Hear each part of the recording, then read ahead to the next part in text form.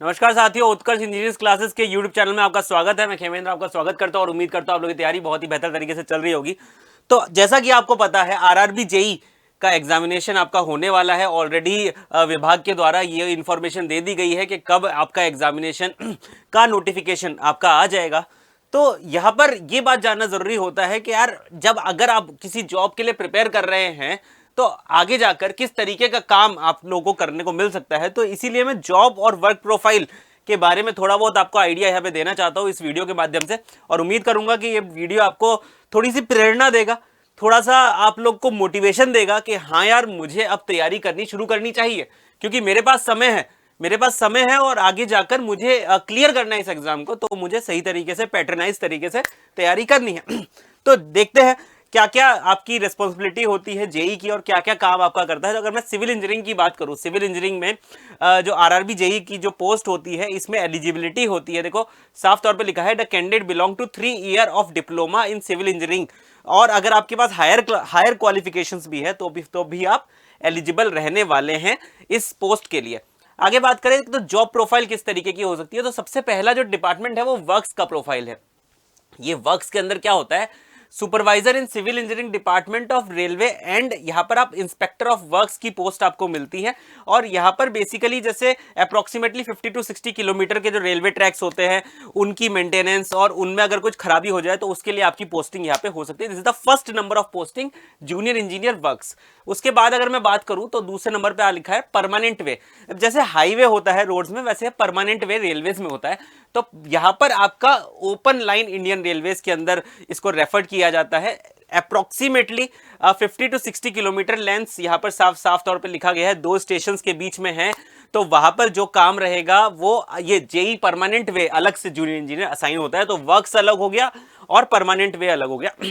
आगे बात करें ब्रिजेस की। अब देखो, रेलवे तो चल रही है, रेलवे ट्रैक बिछाने का काम नहीं है, लेकिन अगर कोई ब्रिज, कोई नदी है, उस नदी के ऊपर आपको ब्रिज बनाना है, उसके लिए भी तो आपको सिविल इंजीनियरिंग की रिक्वायरमेंट होगी। तो उसके लिए अलग जूनियर इंजीनियर ब्रिज की पोस्ट होती है।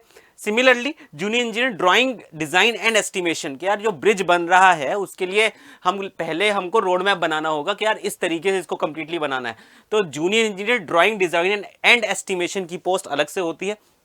बात करें ट्रैक मशीन की, जी हाँ दोस्तों, जेई ट्रैक मशीन इंजीनियर जो आपको होता है कि किस तरीके से फाइनली काम करेगा, ट्रैक मशीन किस तरीके से काम करेगी, वो डिफाइन करता है जेई ट्रैक मशीन इंजीनियर। आगे बात करते हैं तो अगर मैं इलेक्ट्रिकल की बात करूं तो इलेक्ट्रिकल में भी इसी तरीके की काफी सारे चीजें होती है। जैसे जो इलेक्ट्रिकल पावर इंस्टॉलेशन, बिजली कहां से आ रही है, इसके लिए जेई की रिक्वायरमेंट होती है। लोकोमोटिव में अलग अलग सेगमेंट्स होते हैं, देखो रेक्टिफायर, इन्वर्टर, अलग अलग सेगमेंट्स होते हैं, और 3 फेज आपकी मोटर को चलाना होता है। तो इसके लिए अलग अलग आपके इंजीनियर्स की रिक्वायरमेंट होती है, उसकी मेंटेनेंस के लिए रिक्वायरमेंट होती है। कुछ खराबी हो जाए तो किस तरीके से सही करना है ये आपको पता होना चाहिए। इसकी खैर सेलेक्ट होने के बाद पूरी पूरी ट्रेनिंग आपको मिलती है। इसके बारे में कोई टेंशन लेने की बात नहीं है, सारी चीजें आपको डिफाइन करते हैं क्या क्या चीजें आप लोगों को किस तरीके से मेंटेनेंस करनी है। तो यहां पे बात करें इलेक्ट्रिकल की तो responsibility of traction operation, traction मतलब रेलवे इलेक्ट्रिफिकेशन। तो ट्रैक्शन ऑपरेशन की रेस्पॉन्सिबिलिटी आपकी होती है। ट्रैक्शन डिस्ट्रीब्यूशन, कि भाई जो इलेक्ट्रिसिटी है वो किस किस तरीके से जा रही है, किस किस जगह पे डिस्ट्रीब्यूट हो रही है, इसकी रेस्पॉन्सिबिलिटी आपकी होती है। ट्रैक्शन रोलिंग स्टॉक्स की रेस्पॉन्सिबिलिटी आपकी होती है। एंड ये सभी के सभी अलग अलग सिग्नल, टेलीकॉम, और अगर आप इलेक्ट्रॉनिक्स एंड कम्युनिकेशन से जेई करते हैं तो सिग्नल, टेलीकॉम, एसएनटी, ये सब चीजें आप लोगों को पता होनी चाहिए। या खैर आपको सारी चीजें आपको सिखाते ही हैं जब आपकी ट्रेनिंग होती है वहां पर। तो ये आई थिंक हमने काफी सारी चीजें डिस्कस कर ली है। लास्ट में बच गया बेटा मैकेनिकल। जो मैकेनिकल के स्टूडेंट है उन लोगों के लिए मैकेनिकल वर्कशॉप में काम होता है, जहां पर आपकी रेलवे का काम, रेलवे का इंजन बनते हैं वो उसे वर्कशॉप कहते हैं। तो उसको वहां का काम आपका मैकेनिकल वाले इंजीनियर्स वहां पे पोस्टेड होती है। डीजल मैकेनिकल, तो बेसिकली यहां पर सारी चीजें डिफाइन करी गई है, कहां पे किस किस सेक्टर में, किस किस प्रोफाइल के अंदर आपकी जॉब यहां पर लग सकती है, अगर आप इलेक्ट्रिकल से, मैकेनिकल से, सिविल से, या फिर इलेक्ट्रॉनिक्स से अगर आप बिलोंग करते हैं। तो बिल्कुल काफी अच्छे तरीके से हमने यहाँ पे डिफाइन कर दिया है। एंड लास्ट में अगर आप प्रिपेयर कर रहे हैं आरआरबी जेई एग्जामिनेशंस के लिए तो फिर ये हमारे कोर्सेज है, इन कोर्सेज के लिंक आपको डिस्क्रिप्शन पे भी मिल जाएंगे।